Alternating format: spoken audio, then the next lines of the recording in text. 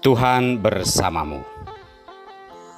Inilah Injil suci Yesus Kristus menurut Lukas.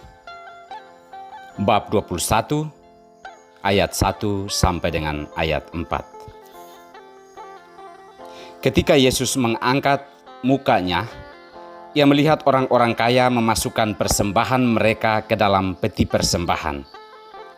Ia melihat juga seorang janda miskin memasukkan 2 peser ke dalam peti itu.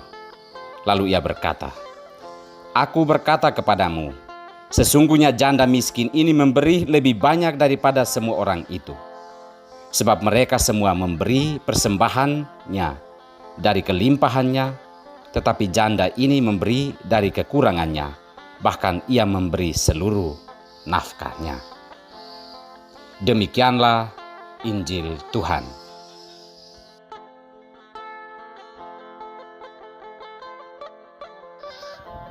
Orang-orang tertebus, siapakah mereka? Inilah sampan bersama saya, Pater Domi Kevi SVD. Saudara-saudariku terkasih, menjadi yang terbaik adalah hasrat dan dambaan setiap orang. Persaingan kemudian mewarnai perjalanan hidup ini hanya untuk membuktikan diri sebagai yang terbaik.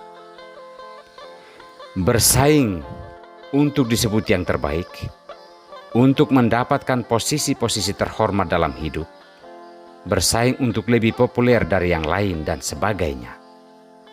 Itulah hasrat setiap orang. Apakah hal ini masih penting untuk terus ditingkatkan atau tidak?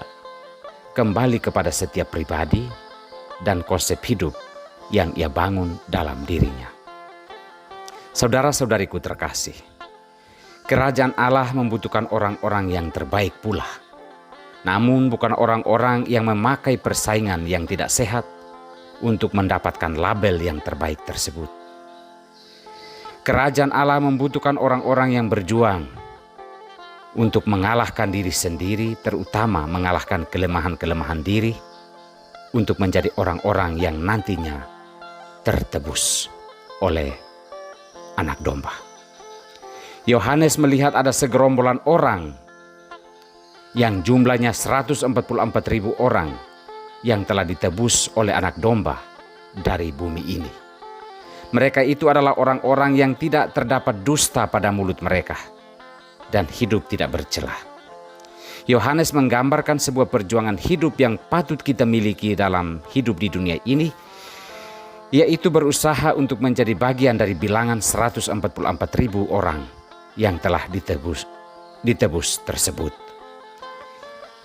Jadi jika kita mau menjadi yang terbaik, berjuanglah untuk tidak terdapat dusta pada mulut kita dan hidup tidak bercelah. Jika hal ini sulit kita lakukan, kita perlu belajar melakukan hal yang sangat sederhana, seperti seorang janda yang digambarkan Yesus dalam Injil hari ini. Ia memberikan dirinya sebagai sebuah persembahan yang tulus kepada Tuhan. Ketika semua orang bersaing untuk memamerkan pemberian atau persembahannya yang besar, wanita ini dengan penuh rasa minder dan malu-malu menyodorkan sedikit yang ia miliki, namun itulah satu-satunya yang menjadi nafkah hidupnya. Saudara-saudariku terkasih, berjuanglah dalam hidup, bukan untuk menjadi yang terbaik dan terpandang di mata manusia, tetapi berjuanglah untuk menjadi orang-orang yang tertebus pada hari kedatangan Tuhan. Janda sederhana dalam Injil hari ini menjadi teladan bagi kita untuk menjadi orang tertebus melalui suatu pemberian hidup yang total kepada Allah, melalui pekerjaan, keluarga, dan atau apapun yang kita lakukan di dunia ini tanpa harus mendapatkan penghargaan di mata manusia. Tuhan memberkati kita semua.